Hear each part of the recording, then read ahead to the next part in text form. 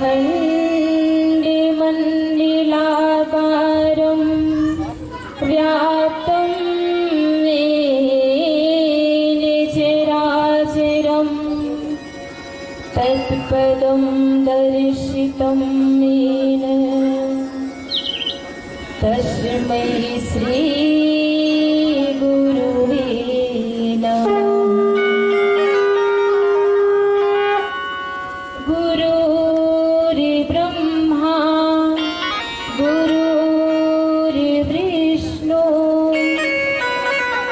गुरुर्देवो महेश्वरः गुरुर्साक्षात् परं ब्रह्मा तस्मै श्री गुरुवे नमः। गुरु ही ब्रह्मस्वरूप है, गुरु ही विष्णु रूप, गुरु ही महादेव है, मात पिता गुरु रूप। अतः जीवन में होने वाले समस्त गुरुजनों के श्री चरणों में कोटि कोटि नमन करती हूँ, वंदन करती हूँ, प्रणाम करती हूँ। गुरु चरण कमल की वंदना करती बारंबार, जिनके ज्ञान प्रकाश से मिट जावे अंधियार। बोलिए सतगुरुदेव भगवान की, माता भगवती माँ काली की, पवन सुत हनुमान की, भगवान भोलेनाथ की, बाबा भैरवनाथ की, सतगुरुदेव महाराज की, सत्य सनातन धर्म की, व्यासपीठ की, श्रीमद देवी भागवत महापुराण की, बोलिए साचे दरबार की।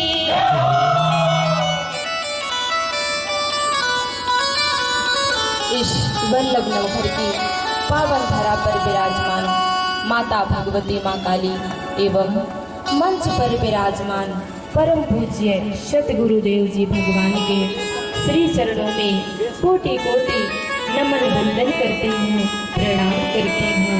और यहाँ पर आए हुए सभी धर्म प्रेमी भाई बहनों, हमारी मातृशक्ति माताएं बहनें एवं यहाँ पर सभी भक्तों को भी मैं यथा उचित नमन वंदन करती हूँ, प्रणाम करती हूँ और सभी से सादर जय भवानी की करती हूँ। तो धर्म प्रेमी बंधुओं, आज यह कथा का प्रथम दिवस है, तो आज से 3 दिनों तक हम सभी यहाँ पर बैठकर माँ भगवती जगदम्बा की कथाओं को श्रवण करेंगे, उनकी लीलाओं को श्रवण करेंगे, उनकी महिमा का गान करेंगे।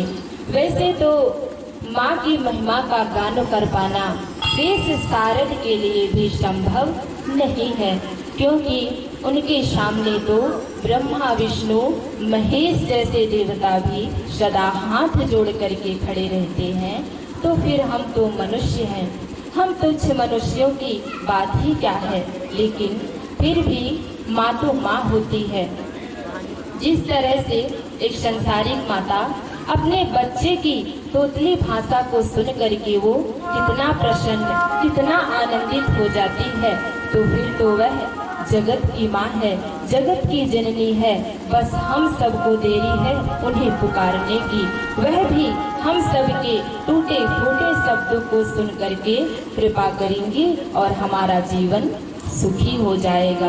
तो आइए इसी भाव के साथ सभी बड़ी श्रद्धा और बड़े भाव से एक छोटे से संकीर्तन के माध्यम से माँ भगवती और गुरुदेव जी की शरण को ग्रहण करें। अपने मन के तारों को उनके श्री चरणों तक पहुँचाने का प्रयास करें।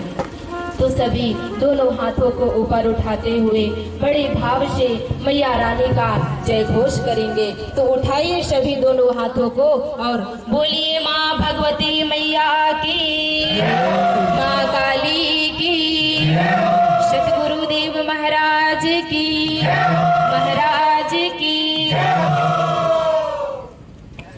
माँ शरणम, माँ शरणम, माँ शरणम, बोलो माँ शरणम। माँ शरणम, माँ शरणम, माँ शरणम,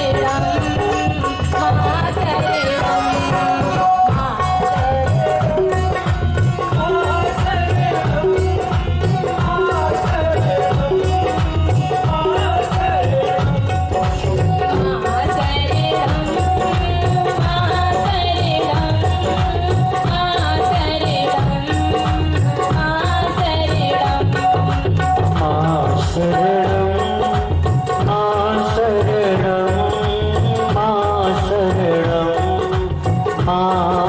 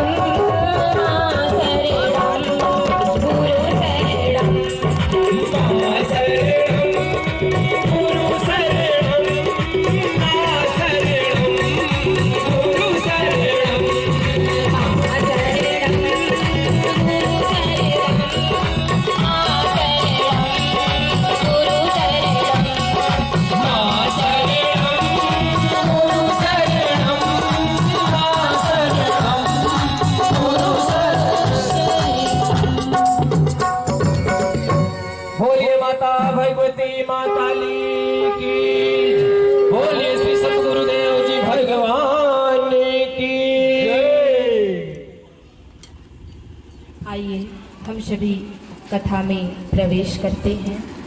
तो मेरे भाई बहन, हर मनुष्य सुखमय जीवन व्यतीत करना चाहता है, सुख शांति समृद्धि को पाना चाहता है। तो बस इतनी सी चाहत को पूर्ण करने के लिए वो अनेकों प्रकार के देवी देवताओं का पूजन करता है। लेकिन क्या होता है कि फिर भी उसे पूर्ण सुख शांति समृद्धि नहीं मिल पाती है।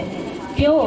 क्योंकि जो उसके पूजन का जो विधान होता है, जो तरीका होता है, जिस नियम से वो पूजन करते हैं, वो नियम गलत हो सकता है।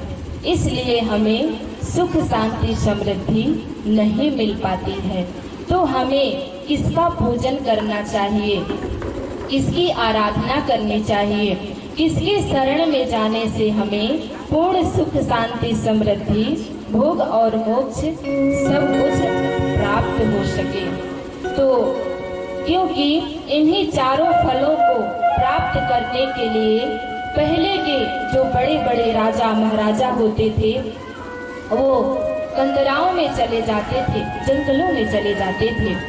क्योंकि आज इस कलियुगी भयावह वातावरण के कारण चारों तरफ अनीति, अन्याय, अधर्म बढ़ता जा रहा है। जिधर भी नजरें उठाकर देखें, चारों तरफ हाहाकार मचा हुआ है। लोग कहते हैं कि कलयुग आ गया है, लेकिन मेरे भाई बहन, कलयुग तो कहीं दिखाई नहीं देता। क्योंकि जिस तरह से त्रेता, द्वापर, सतयुग में सूर्योदय पूर्व दिशा से होता था, आज भी तो सूर्योदय पूर्व दिशा से ही हो रहा है। और जिस तरह से अन्य युगों में सूर्यास्त पश्चिम दिशा में होता था, आज भी सूर्यास्त पश्चिम दिशा में हो रहा है। तो कलयुग कहाँ है? मेरे विचार से कलयुग कहीं बाहर नहीं, हर प्राणी के अंदर ही बैठा हुआ है। उसके मन, बुद्धि, विचार, विवेक में बैठा हुआ है। तो इस को विचार रूपी कलयुग को खत्म करने के लिए हमें सत्संग का श्रवण करना चाहिए। क्योंकि सत्संग सुनने से हमारा मन, बुद्धि, विचार पवित्र होते हैं और सत्मार्ग पर, सत्य धर्म पर चलने की प्रेरणा मिलती है।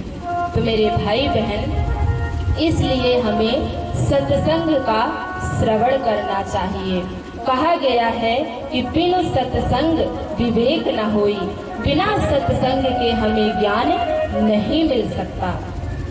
तो मेरे भाई बहन, एक बार की घटना है कि 88,000 ऋषिगण इसी कलयुग से डर करके भयभीत हो जाते हैं और सभी एकत्रित होकर विचार करते हैं कि अब तो कलयुग आ रहा है, अब हम सब भगवत भजन कैसे कर पाएंगे। क्योंकि इस कलयुग में तो लोग असुरी विचारधारा के हो जाएंगे, तो भक्तों और देवताओं को प्रताड़ित किया जाएगा, उन्हें परेशान किया जाएगा। तो हम लोग अपना भगवत भजन कैसे कर पाएंगे। इस तरह से सभी बैठकर विचार करते हैं और कहते हैं कि जगत के रचनाकार तो जगत पिता ब्रह्मा जी हैं, वही सृष्टि करता है। तो चलो हम सभी जगत पिता ब्रह्मा जी के पास चलते हैं। अब सभी ऋषिगण एकत्रित होकर के जगत पिता ब्रह्मा जी के पास जाते हैं। अब उनके पास जाते हैं तो सभी उन्हें प्रणाम करते हैं और कहते हैं कि हे ब्रह्मदेव, हे ब्रह्मदेव, मेरी रक्षा कीजिए ब्रह्मदेव, हम सबकी रक्षा कीजिए। क्योंकि हे ब्रह्मदेव, अब कलयुग आ रहा है, हम सब इस कलयुग में अपना भगवत भजन कैसे कर पाएंगे ब्रह्मदेव। आप तो सृष्टिकर्ता हैं, आप तो जानते होंगे कि किस स्थान, किस जगह पर कलयुग का असर नहीं होगा। तो आप कृपा करके वह मार्ग बताएं जहां पर कलयुग का असर ना हो। तो इस तरह से सभी ऋषियों की विनम्रता भरे शब्दों को सुन करके जगत पिता ब्रह्मा जी अपने तप से, तपोबल तेज से एक मनोमय चक्र उत्पन्न करते हैं और सभी ऋषियों को समझाते हुए कहते हैं कि हे ऋषियों, आप सभी कलयुग से भयभीत मत होइए। यह जो मनोमय चक्र है, इसी मनोमय चक्र के साथ आप सब चले जाइए। जिस जगह जिस स्थान पर यह मनोमय चक्र रुक जाएगा, ठहर जाएगा, इसकी ज्योति क्षीण हो जाएगी और इसका तेज समाप्त हो जाएगा, तो उस स्थान पर कलयुग का प्रभाव नहीं रहेगा और आप सभी ऋषिगण उसी स्थान पर ठहर करके अपना भगवत भजन करिएगा। इस तरह से सभी ऋषियों को समझाते हैं और वह जो मनोमय चक्र था वो चारों दिशाओं में भ्रमण करता हुआ अंत में वो एक स्थान पर ठहर जाता है, जहाँ पर उसकी ज्योति, उसका तेज जो था वो समाप्त हो जाता है। तो ऐसा देख करके सभी ऋषिगण प्रसन्न हो जाते हैं और उसी स्थान पर ठहर करके अपना भगवत भजन करने लगते हैं। उस स्थान का नाम नैमिषारण्य रखा जाता है। अब सभी भगवत भजन में लीन हो जाते हैं ऋषिगण। समय गुजरता चला जाता है। एक दिन उसी स्थान, उसी नैमिषारण्य में व्यास जी के जो परम शिष्य थे श्री सूत जी, उनका आगमन होता है। अब उन परम प्रतापी श्री सूत जी को देख करके सभी ऋषिगण उन्हें दंडवत प्रणाम करते हैं, उनका पद प्रक्षालन करते हैं, चरणों को धोते हैं और सभी चरणामृत का पान करते हैं सभी ऋषिगण, और अपने गुरुदेव को बैठने के लिए आसन प्रदान करते हैं, बढ़िया सा स्वागत सत्कार करते हैं। अब श्री सूत जी उन सभी ऋषियों के बीच में बैठ करके कथाएं श्रवण कराते हैं, ज्ञान की चर्चाएं करते हैं, जिसमें उन्होंने भगवान शिव की महिमा का वर्णन किया और भगवान श्री हरि विष्णु जी की अनेकों कथाओं को वो श्रवण कराए। तो इस तरह से नाना प्रकार की कथाएं ऋषियों के बीच में श्री सूत जी श्रवण करा रहे थे। अब सभी ऋषिगण एक दिन अपने गुरुदेव से निवेदन करते हुए कहते हैं कि गुरुदेव, आपने हम सब के बीच में बैठ करके अनेकों कथाओं को श्रवण कराया गुरुदेव, लेकिन हे गुरुदेव, अब हम सब ऐसी कथा को श्रवण करना चाहते हैं जिस कथा को सुनने मात्र से मनुष्य सुख, शांति, समृद्धि, भोग और मोक्ष सब कुछ प्राप्त कर सके। हे गुरुदेव, आप बताने की कृपा करें, क्योंकि आपसे बढ़कर के ज्ञानी हम किसी और को नहीं समझते हैं, इसलिए आप हम सबको बताने की कृपा करें। ऐसा सुन करके श्री सूत जी कहते हैं कि हे ऋषियों, आप लोग धन्य हैं। जो प्रश्न आप लोगों ने किया है वह जन कल्याणकारी है, लोक कल्याणकारी है। मैं इस कथा का वर्णन अवश्य करूंगा, आप सभी ध्यान पूर्वक श्रवण कीजिए, क्योंकि व्रत, तीर्थ, पुराण तब तक गर्जना करते हैं जब तक मनुष्य को माँ भगवती जगदम्बा के प्रति ज्ञान ना हो जाए। अब श्री सूत जी के मुख से माँ भगवती जगदम्बा का नाम सुनते ही सभी ऋषिगण बोल पड़ते हैं और कहते हैं कि हे गुरुदेव, आपने माँ भगवती जगदम्बा का नाम लिया। वह माँ भगवती जगदम्बा कौन है जिनकी कथा को श्रवण करने मात्र से मनुष्य सब कुछ प्राप्त कर सकता है? हे गुरुदेव, आप बताने की कृपा करें, वह माँ भगवती जगदम्बा कौन है जिनकी महिमा इतनी प्रबल है और किन किन मनुष्यों ने उनकी कथाओं को श्रवण किया और उनकी कौन कौन सी मनोकामनाएं पूर्ण हुई? हे गुरुदेव, आप हम सब ऋषियों को विस्तार से बताने की कृपा करें। ऐसा सुन करके अब श्री सूत जी कहते हैं कि हे ऋषियों, प्राचीन काल में पराशर ऋषि के द्वारा सत्यवती के गर्भ से विष्णु अंश स्वरूप मुनि ऋषि श्री व्यास जी का जन्म होता है, जिन्होंने वेदों को 4 भागों में विभक्त करके अपने समस्त शिष्यों को पढ़ाया था। और उन्हीं ऋषि श्री व्यास जी ने 18 पुराणों और महाभारत की रचना करके वो सर्वप्रथम मुझे ही पढ़ाए थे। तो इन सभी पुराणों में से जो श्रीमद् देवी भागवत महापुराण है वो सर्वश्रेष्ठ पुराण है। हे ऋषियों, एक बार की घटना है कि राजा जन्मेजय को श्री व्यास जी ने माँ भगवती जगदम्बा की कथा को श्रवण कराया था। उस समय श्रवण कराया था जब उनके पिताजी राजा परीक्षित की अकाल मृत्यु हुई थी। तो उनके पिता को तक्षक नाग काट लेता है, डस लेता है, जिसके कारण उनकी मृत्यु हो जाती है। तो राजा जन्मेजय अपने पिताजी की अकाल मृत्यु को देख करके बहुत चिंतित, बहुत दुखी होते हैं और उनके सद्गति के लिए, उनके उद्धार के लिए विचार करते हैं कि मेरे पिताजी की तो अकाल मृत्यु हो गई, अब जरूर उनकी आत्मा भटकती होगी, तो उनका उद्धार कैसे करें। तो राजा जन्मेजय को परम ऋषि श्री व्यास जी ने माँ भगवती जगदम्बा की कथा को श्रवण कराया था, उनके पूजन की विधि बताई थी। और श्री व्यास जी के कहने पर राजा जन्मेजय आज माँ भगवती जगदम्बा जो समस्त लोगों की जननी है उनका पूजन करते हैं, उनकी कथाओं को श्रवण करते हैं। कथा स्वयं श्री व्यास जी राजा जन्मेजय को श्रवण कराते हैं। कथा प्रारंभ हो जाती है।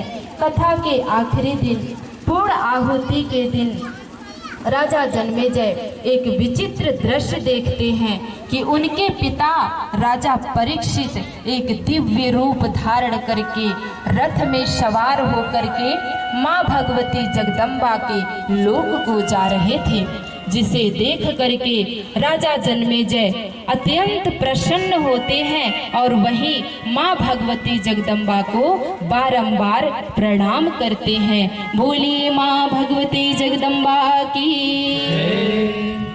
उन्हें प्रणाम करते हैं और कथा वक्ता श्री व्यास जी के चरणों में भी प्रणाम करते हैं और कहते हैं कि गुरुदेव आप धन्य हैं, गुरुदेव आप धन्य हैं, आपके आशीर्वाद से और माँ भगवती जगदम्बा की कृपा से आज हमारे पिताजी को मोक्ष की प्राप्ति हो गई, गुरुदेव मोक्ष की प्राप्ति हो गई।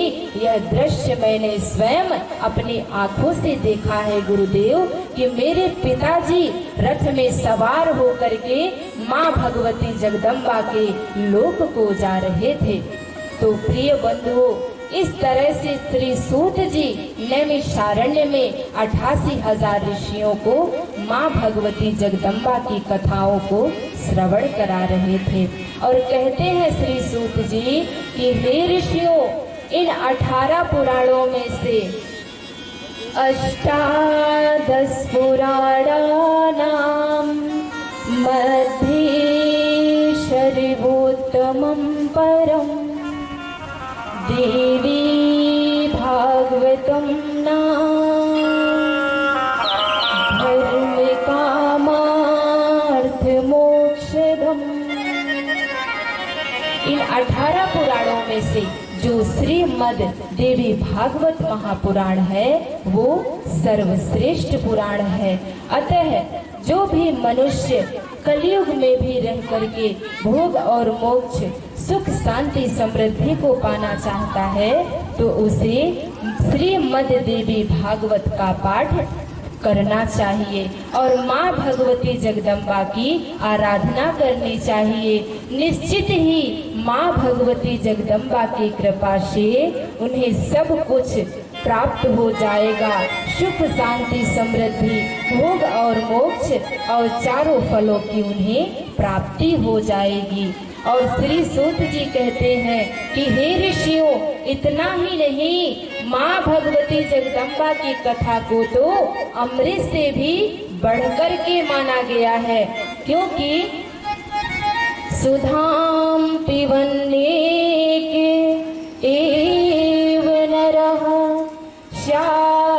जय राम रहा दिव्या कथामृतं कुर्यात् कुलमेवाज राम रम।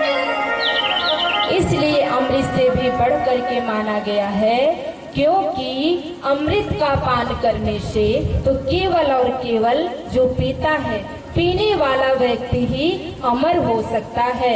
लेकिन मेरे भाई बहन, माँ भगवती जगदम्बा की कथा को, कथा रूपी अमृत का पान करने से परिवार के, कुल के सभी लोग अमर हो जाते हैं। ऐसी माँ भगवती जगदम्बा की कृपा होती है। बोलिए माता भगवती माँ काली की जय। बोलिए श्री सतगुरुदेव जी भगवान की जय। सत्य सनातन धर्म की जय।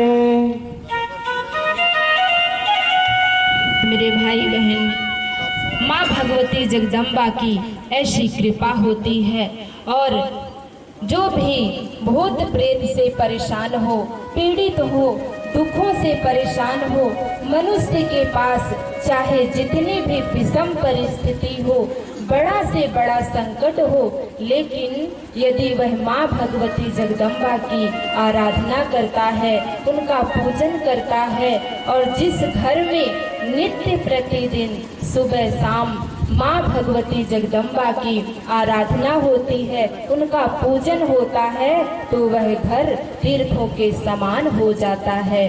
तो मेरे भाई बहन, इसलिए हम सभी को माँ भगवती जगदम्बा की आराधना करनी चाहिए, उनका पूजन करना चाहिए, जिससे हम सभी का जीवन सुखमय और आनंदमय व्यतीत हो सके। तो सभी दोनों हाथों को ऊपर उठाएं और बड़े भाव से बोलेंगे, बोलिए माँ भगवती माँ काली की, सतगुरुदेव महाराज की। अब इन्हीं शब्दों के साथ मैं अपनी वाणी को विराम देते हुए माँ भगवती और गुरुदेव जी के श्री चरणों में कोटि कोटि नमन वंदन करती हूँ, प्रणाम करती हूँ, और आप सभी धर्म प्रेमी भाई बहनों से सादर जय भवानी की